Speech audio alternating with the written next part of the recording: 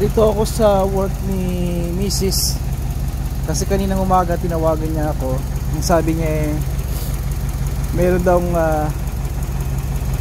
error itong may warning sign itong binigay nitong Impala. Sabi stop engine, na-detect na walang oil. Stop engine now. Pero nakapark na siya dito, malapit na. Kaya nagpark muna siya.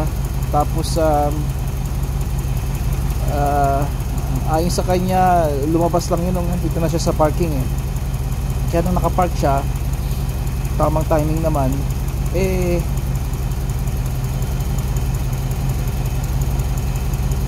ito nga, kala ko walang oil. Alam ko, sinervice ko to kagabi. Inayos ko to lahat. Binag-vlog pa nga ako tungkol dito. Alam ko may oil siya. Ngayon chinek ko, tama yung oil. Tama. Full ang oil niya. Pero kailangan nang i-change ng oil kasi past due na yung pag-change ng oil. Kaya madumi yung oil niya, pero may oil pa rin siya. Kaya bakit nag-warning nun, di ba? Kaya ito nga, dala ko yung oil. Kala ko galing galing Costco. Magandang dun bumili kung meron kayong tamang uri ng oil. Magandang klaseng magandang klaseng uri ang oil doon. Magandang klaseng synthetic talaga. Ngayon,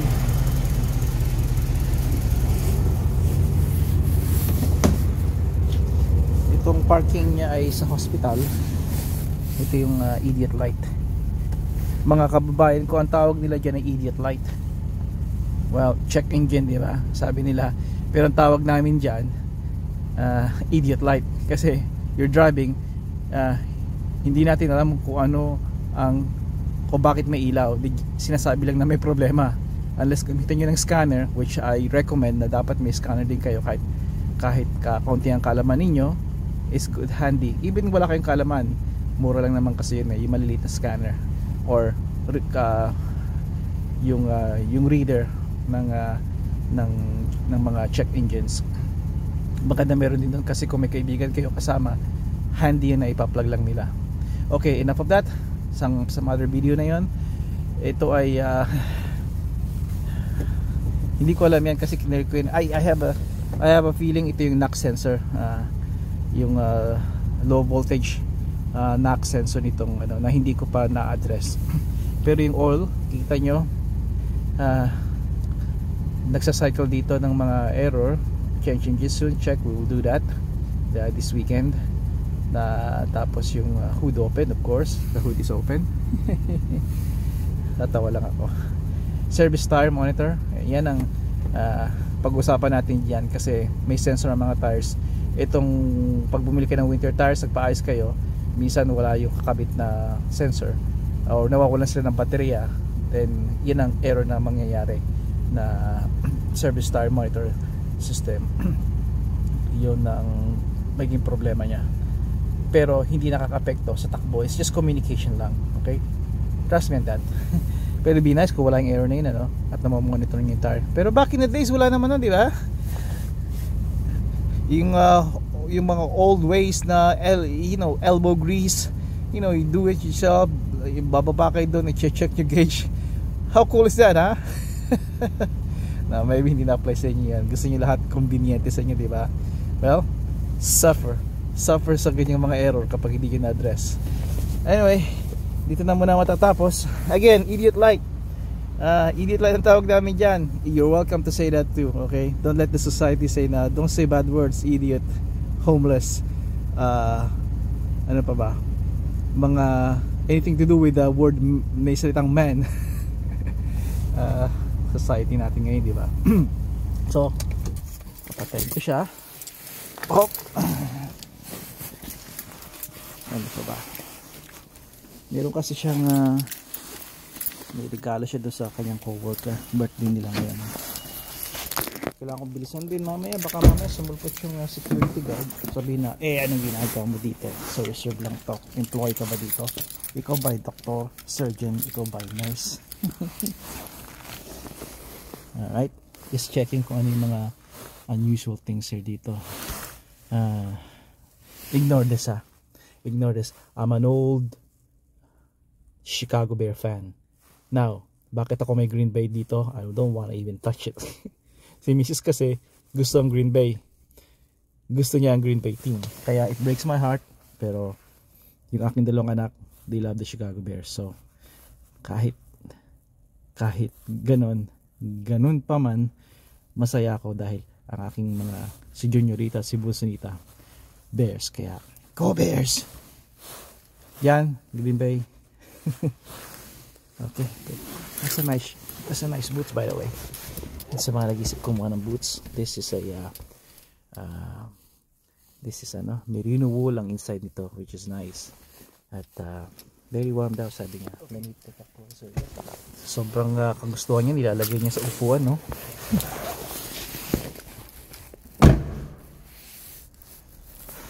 Oh, the badge. Okay, mukhang okay naman ang lahat. Ito nga palang aming sasakyan ay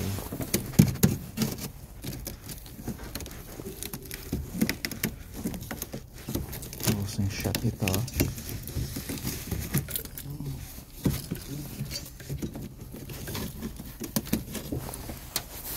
Ang aming sasakyan ngayon, marami akong kwento sa inyo tungkol dito kung paano namin ito nakuha.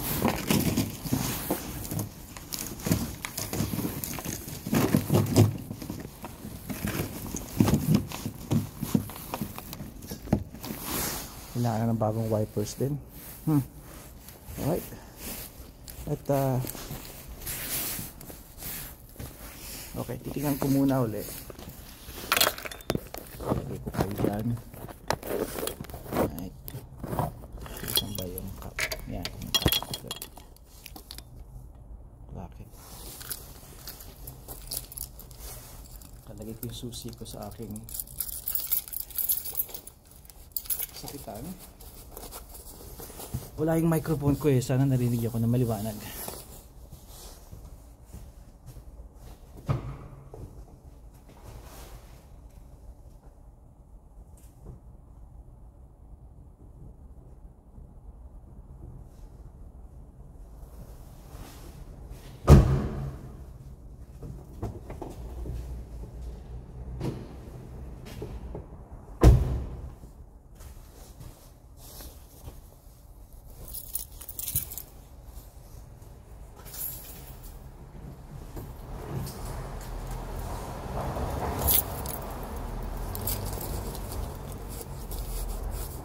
Okay, nung pinatay ko, enough na yun para bumaba yung oil.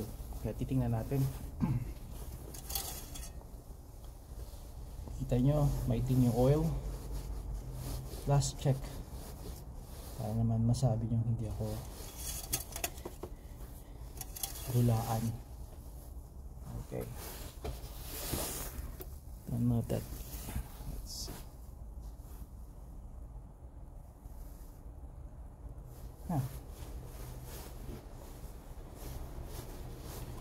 Let's try it again.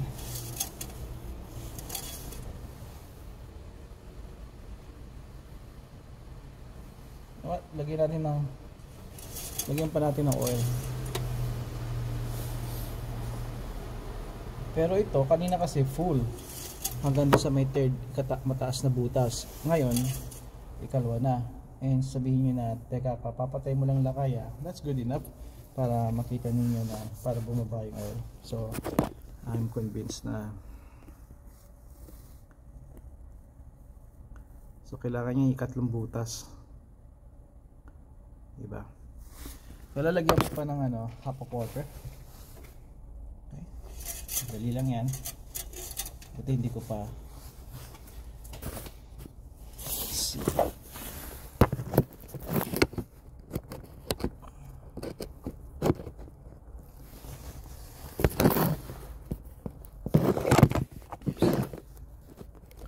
Upsi yung salita kasi yung mga anak ko nagsasalita nun eh.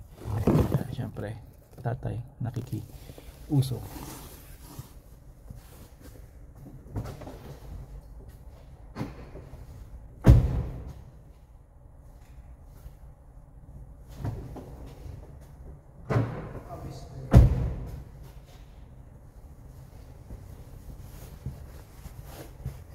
Tingnan natin dito. Kasama ko kayo. Baka may spare ako dito sa trunk. Kasi may mga, alam niyo naman, lagi tayong handa. Nagdala ako ng oil pero alam ko may oil ako dito eh. Kasi nga galing ito sa galing sa pagkakatambay sa garahe, sa driveway ng matagal. Kaya hindi ko alam kung kinuha ko yung supplies pabalik. Pero mukhang kinuha ko. Yeah.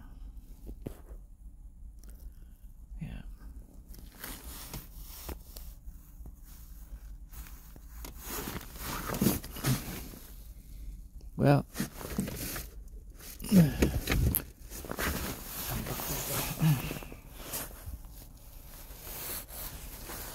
bago ang alam ko hindi malinaw dito, pero kung nakikita ninyo may dalawang dito na bag. I-zoom out ko. Isang bag, ikalawang bag, ang laman nito yung emergency kit, mga kailangan para yung mga tao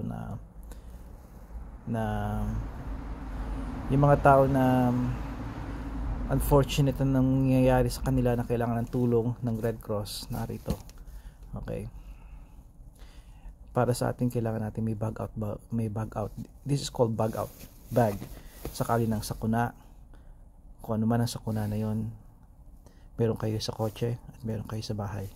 Kung hindi kayo makarating papuntang bahay, ay nasa kotse nyo ito, mga essentials.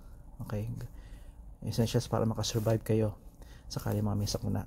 Alright, ito yung mga yon. Itong sa Red Cross, iba-iba tayo. Kung ano yung importante sa inyo, yun ang dalhin nyo lagi. Okay, pag-usapan natin yan. Miyembro ng volunteer Red Cross si Mrs. eh. At I think supervisor na siya ngayon. Kaya meron siyang handle niya 5 tao yata sa lugar namin dito sa Calachan, Toronto. Sa isang part ng Calachan, Toronto. Okay, hindi yan ang pag-usapan natin. Lalagay tayo ng oil. This is a nice parking lot. Ito yung serve lang ng mga ito. Yung sa kabila doon, any public pwedeng pupunta doon. Siyempre kailangan nyo magbayad. Pero ito, dahil may badge siya, pwede siyang pumunta dito, mag-park. Saka may iba pa doon. Okay, tingin tayo. Tuturuan ko kayo kung paano maglagay ng oil nang walang imbudo.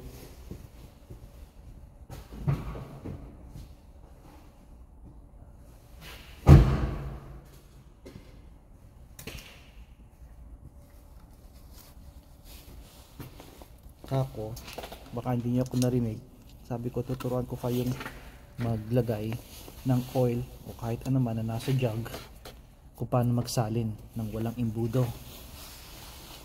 Ihiga nyo yung inyong, ito ay ihiga niyo, ganyan ang pagtaktak, hindi yung pang abanteng ganyan. Nakikita nyo dito. Okay, sana makita ninyo. Of course, kapag may camera ay tatapon. Okay, tansyahan ngayon. Do your best na wag mag-spill, kasi pag nag-spill uusok yan. Wala namang harm yan, pero annoying yung usok, diba? Tulad ko, mukhang nakita nyo nag-spill ako. Well, kailangan ko bang i-cut at i-double take yon? Mag-take out, take 2. Hindi siguro, di ba?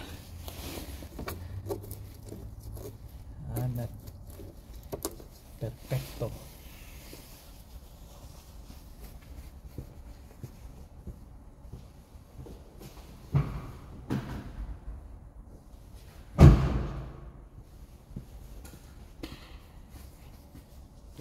natin yung oil.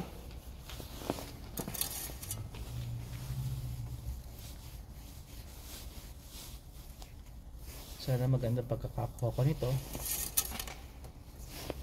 Tuturuan ko rin kayo ng technique. Okay, kung hindi nyo mabasa ang oil. Tinuturo ko to sa kabila kong channel eh. Alright, lalagyan natin siya dyan. Teka, mamaya. Tingnan mo natin ito. Yan muna kayo. Ayos.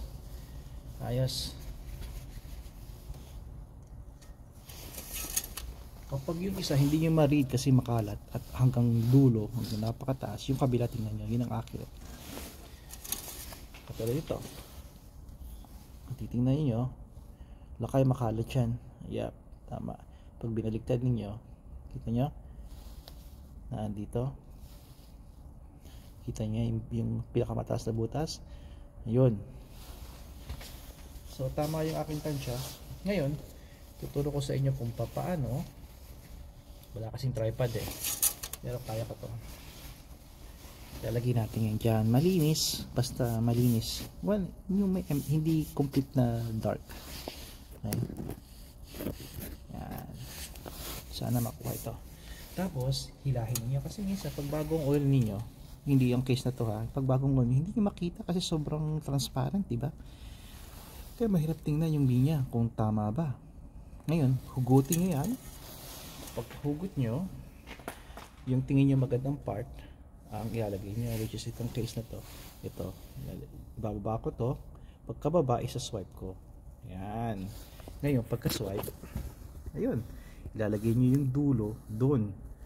Tapos yung hangganan, yun ang tamang level. So, pag tinapat ko yan dito side by side, ang kanyang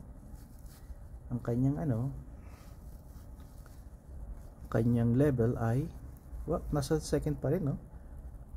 Yun ang accurate.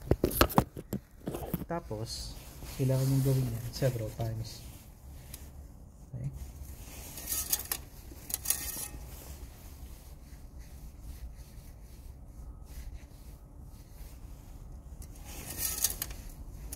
Kasi wala akong salamin. I think acceptable yun. Pero para maganda yung acceptable, kasi kung titingnan ninyo, i-swipe ko dito ha. Swipe ko. Pagka swipe ko, kikita ninyo na tatapat yung ganyan. Kita nyo, walang kanino. Nandito siya sa tapat ng butas. Okay, kumpara dito. So I think acceptable yun. Kasi ang oil, kahit yun ay nasa bababang butas, may oil pa rin yan. Pero maglalagay tayo. Yan, ganyan na, pahiga. Huwag naman masyado. Iwasan yung huwag niyo akong gayahin na nagtuturo lang ako dito, pero pata natin ito. Madumi dito. Ito. Yan. Tama na yan. Saldo ko na yan. Yan ang gagawin natin. So, tandaan ninyo, ulit ko, tandaan ninyo ito, yung dipstick, ipatong nyo dyan sa malinis, yung kita na, okay, kita kasi to kasi black na yung oil eh. Pero pag transparent, basa yung kulay, basa na kulay anino, diba? So kung ito yung dipstick, ipatong yung ganyan, swipe nyo sideways, may iwan doon yun kung ganong karami, kahaba, kataas yung oil ninyo, katulad nito, at saka nyo itatabi yung oil side by side. From there, makikita nyo kung hanggang saan siyang guhit. Okay ba? Yan ang mga tip na mga tricks ng mga mekaniko.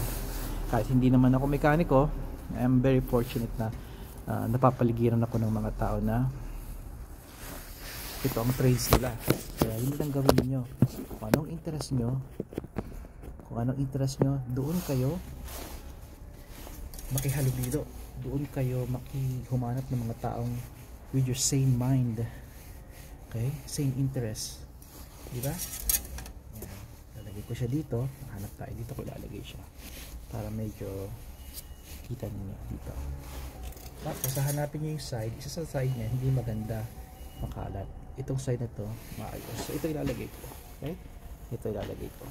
Ipatong niyo lang siya. Tapos swipe sideways. Alright? So yun ang nangyayari. So ang nangyayari, tingnan nyo na. Lalagay ko sa dulo, sa side by side. Nakikita nyo? Teka.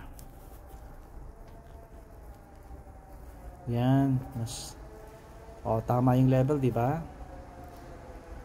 Ganyan lang. Ganyan lang kaibigan. Ganyan lang kabayan. Ganyan lang anak. Ganyan lang ading ko. Alright. Mukhang okay na siya. At again, babalik ko na ito bago mahuli ako ng wala namang mga problema. Tatanong ka lang naman ng trabaho yun ng mga security guard. Ng security guard dito walang baril, unlike sa atin. Bakit? Hindi lang kailangan ng baril, especially nandito tayo sa lugar ng mga liberals. Alam niyo kung ang Canada ay konserbatibo na bansa yan. Pero nagbabago na. Okay lang naman na liberal ang minds mo pero yung radical katulad ng pag-iisip ni Justin Trudeau at ang mga liberals ngayon, they have to go. Kailangang mapalitan ng establishmentong yon dahil naghihirap tayong lahat, even yung mga bagong dating dito.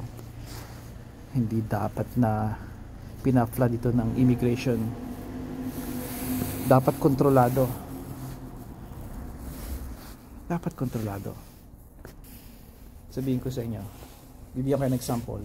Ang bansang Canada ay isang bahay at ang Prime Minister ay isang ama at andun ang kanyang mga pamilya. Sa bahay din nakatira, asawa, mga anak. Okay? Dagdagan nyo pa ng lola kung gusto niyo, Filipino pamilya. Gusto niyo tumulong dahil kaya ninyo. Malaki ang bahay nyo. Maayos, supply ng pagkain, shelter, mga rooms. Fine. Tutulong kayo.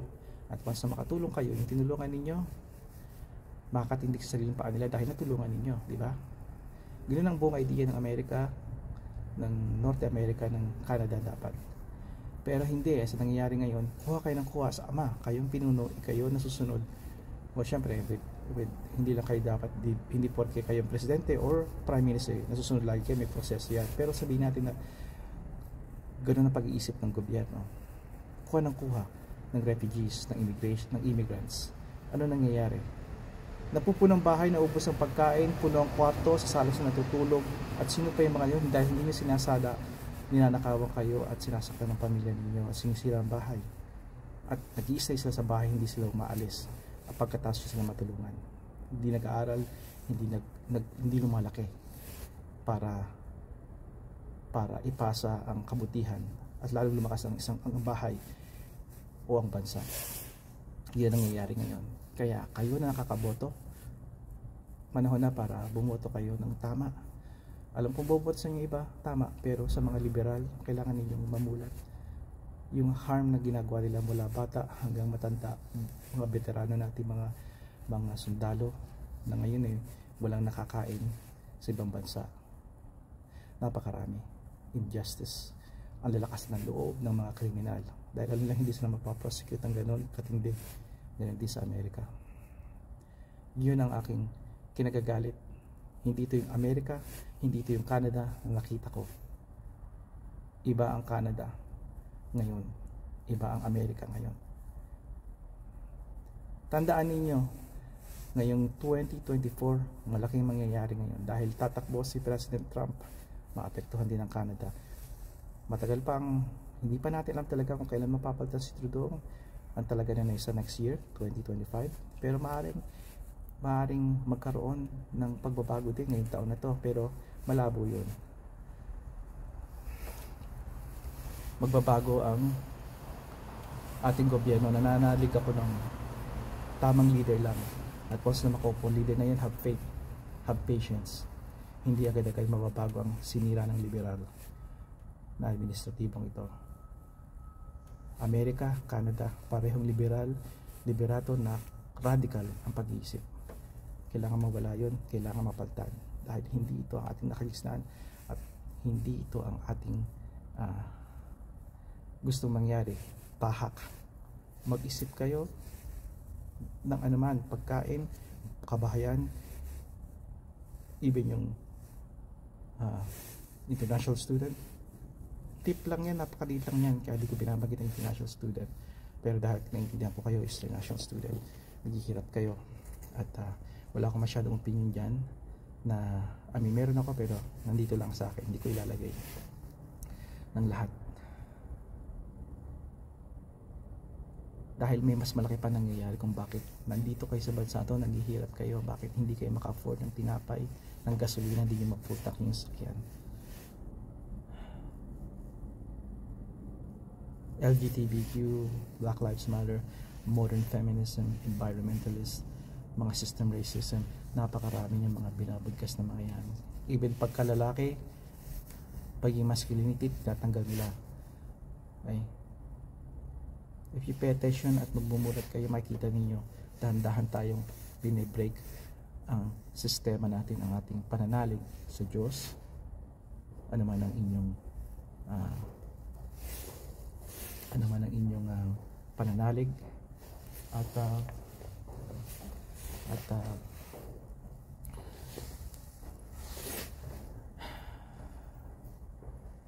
ang ating ang isa sa mga malalakas, isa sa mga nagpapatatag ng bansang ito, Amerika at Canada, ay ang nuclear family. Ito ay ang nanay, ang tatay, ang mga anak. Yun ang nagbubuo ng isang komunidad ng malakas at pananalig sa Diyos. Tinatanggal nila yan. Kailangan mawala na to. At sa tulong ng tama niyong pagboto, makakatulong yan. Hanggang sa muli. Tapos na to. Double check, cap, lipstick, check everything. Alright, good. And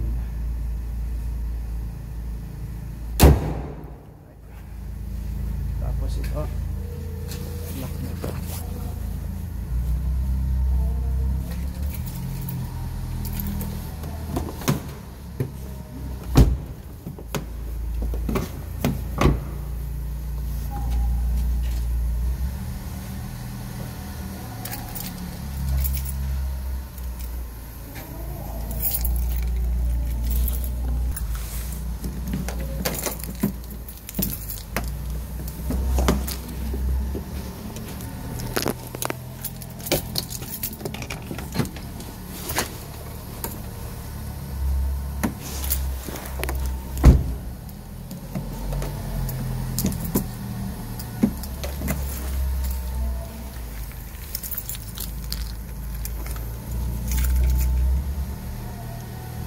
Okay.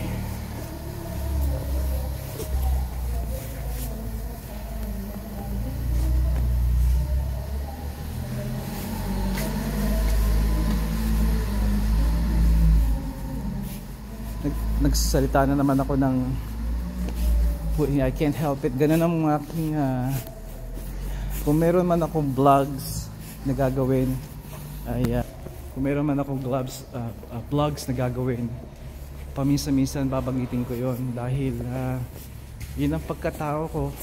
I'm not really looking for subscribers talaga. Nabanggit ko na yun sa iba kong mga videos. It's just I love doing this dahil talagang personal sa akin.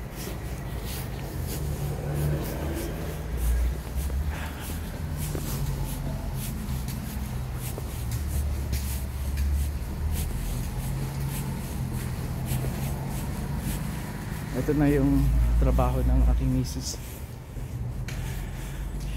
Pagiging politika, palit pa ako. Yung parents ko, yung aking ama ay saka ko nasabihin sa inyo. Pero ito na yung work ni misis.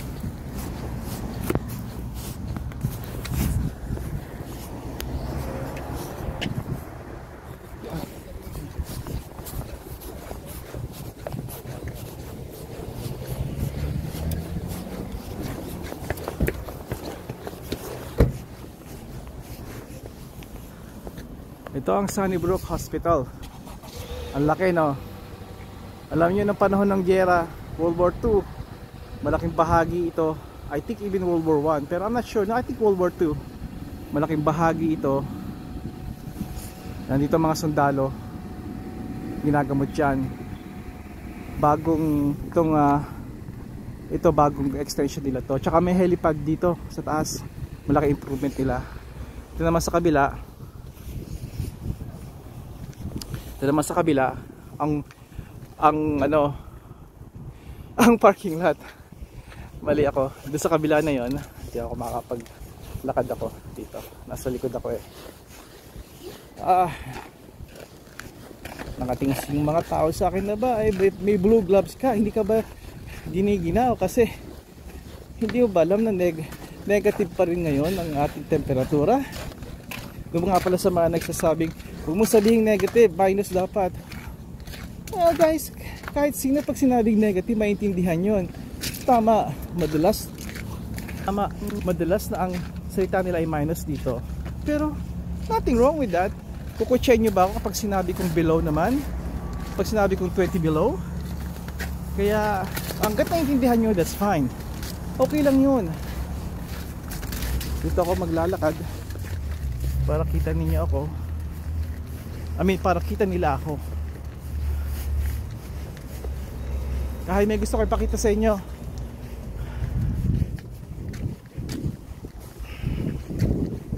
May gusto ko ipakita sa inyo kung saan isa sa mga meron akong yung puso ko ay nasa kanila. Ito.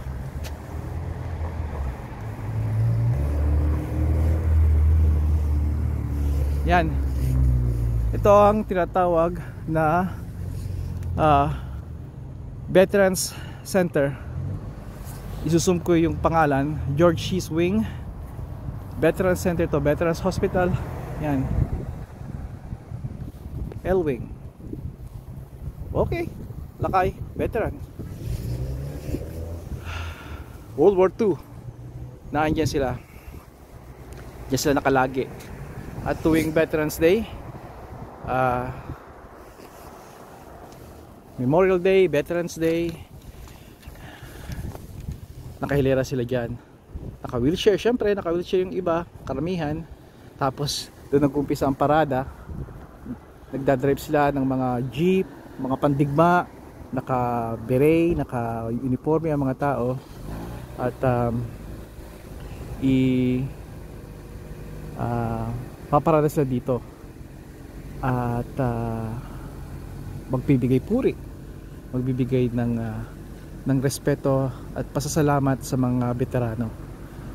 Tapos dito, doon meron dong monumento kung saan dinadaos yung wreath, naglalagay ng wreath. Yung anak ko, si Junior rito na maliit pa, naglalagay noon. Nabisita kami dito, kasagsagan, kalamigan yun talaga. At nakakalungkot lang dahil sa pagdaan ng mga panahon, pakonti sila dahil matanda na at may mga dinadaing katandaan. Hindi pa nakatulong na nag-COVID, nahirapan ng marami. Pero malapit nang mawala sila dito, diba? Ilan na lang sila. Kaya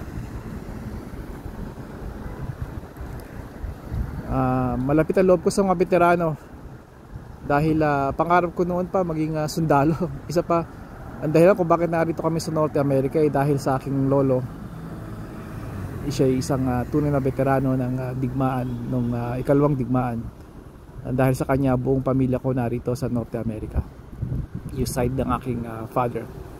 Kaya pag-usapan pa natin yan kung maybe kung may mga gusto kong i-share sa mga susunod pa mga videos pag tama ang panahon at pagkakataon. Sa likod ko ay yung Sunnybrook Hospital nga kung saan si Miss nagtatrabaho. Napakaraming Pilipino rin dyan at napakagandang hospital. Alright, ito na lang at hanggang sa muli. Tandaan nyo yung tinuro ko ha, yung pag-swipe ng dipstick. Madali yung maalala, di ba? Makaka-ano yan. Baka pwede nyo pang sabihin nyo sa mekaniko kasi karamihan ng mekaniko hindi alam yan eh. Alright, hanggang sa muli.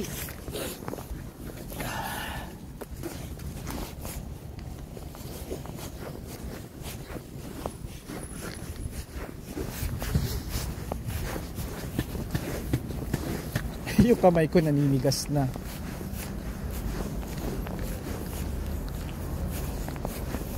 Naninigas na.